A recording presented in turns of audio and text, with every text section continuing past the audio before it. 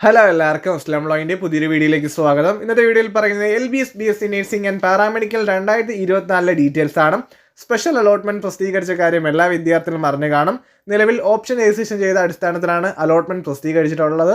അതോടൊപ്പം college joining date, ഫീ payment date, പിന്നെ ഏതൊക്കെ ഡോക്യുമെന്റ്സ് ആണ് കൊണ്ടുപോകേണ്ടത്, അതോടൊപ്പം വാക്സിൻ സർട്ടിഫിക്കറ്റിന്റെ ഡീറ്റെയിൽസ് ആണ് ഈ വീഡിയോയിലൂടെ പറയുന്നത്.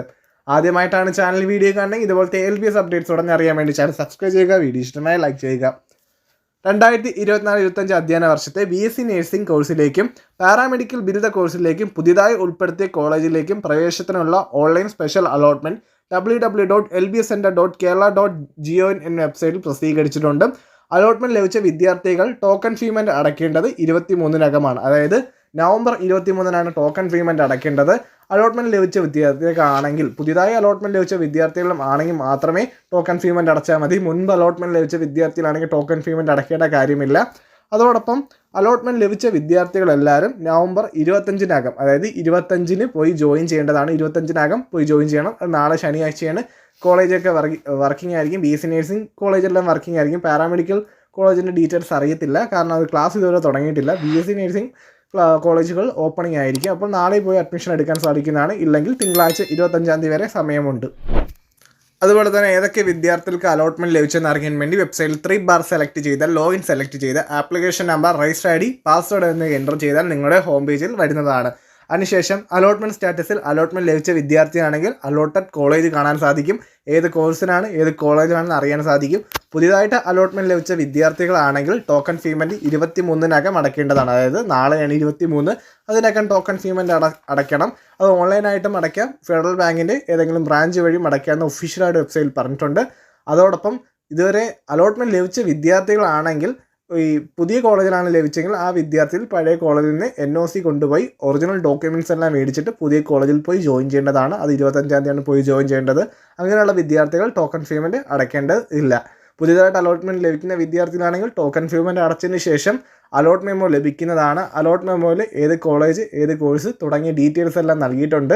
അതോടൊപ്പം ഏതൊക്കെ ഡോക്യുമെൻറ്റ്സ് ആണ് നിങ്ങൾ അലോട്ട്മെൻറ്റ് സമയത്ത്, അതായത് കോളേജ് ജോയിനിങ് സമയത്ത് ഏതൊക്കെ ഡോക്യുമെൻറ്റ്സ് ആണ് കൊണ്ടുപോകേണ്ട ഡീറ്റെയിൽസ് നൽകിയിട്ടുണ്ട്. അതിൽ +2 സർട്ടിഫിക്കറ്റ് ഒറിജിനൽ, 10 ഒറിജിനൽ സർട്ടിഫിക്കറ്റ്, അതോടൊപ്പം നിങ്ങൾ അപേക്ഷിച്ച സമയത്ത് ഏതൊക്കെ ഡോക്യുമെൻറ്റ്സ് ആണ് നൽകിയത്, ഏതെങ്കിലും റിസർവേഷൻ്റെ ഡോക്യുമെൻറ്റ്സ് ഉണ്ടെങ്കിൽ അത്, ആ ഡോക്യുമെൻറ്റ്സ്, അങ്ങനെയുള്ള ഏതൊക്കെ ഡോക്യുമെൻറ്റ്സ് ആണ് നിങ്ങൾ അപ്ലൈ ചെയ്ത സമയത്ത് കൊടുത്തത്, ആ ഡോക്യുമെൻറ്റ്സ് എല്ലാം ഇതിൻ്റെ ഒറിജിനൽ വേണം കൊണ്ടുപോകേണ്ടത്. പിന്നെ വാക്സിൻ സർട്ടിഫിക്കറ്റിൻ്റെ കാര്യം, ഹെപ്പറ്റൈറ്റിസ് ബിയുടെ വാക്സിൻ്റെ കാര്യമാണ്. അതാണെങ്കിൽ നിലവിൽ ആ വാക്സിൻ ഷോർട്ടേജ് ഉണ്ടായതുകൊണ്ട് കുറേ വിദ്യാർത്ഥികൾ എടുത്തിട്ടില്ല. അപ്പോൾ ആ വാക്സിൻ്റെ കാര്യം കുറച്ച് കോളേജുകാർ എക്സ്ക്യൂസ് തരുന്നതാണ്. അപ്പോൾ ആ വാക്സിൻ സർട്ടിഫിക്കറ്റ് അത്ര നിർബന്ധമായിരിക്കത്തില്ല.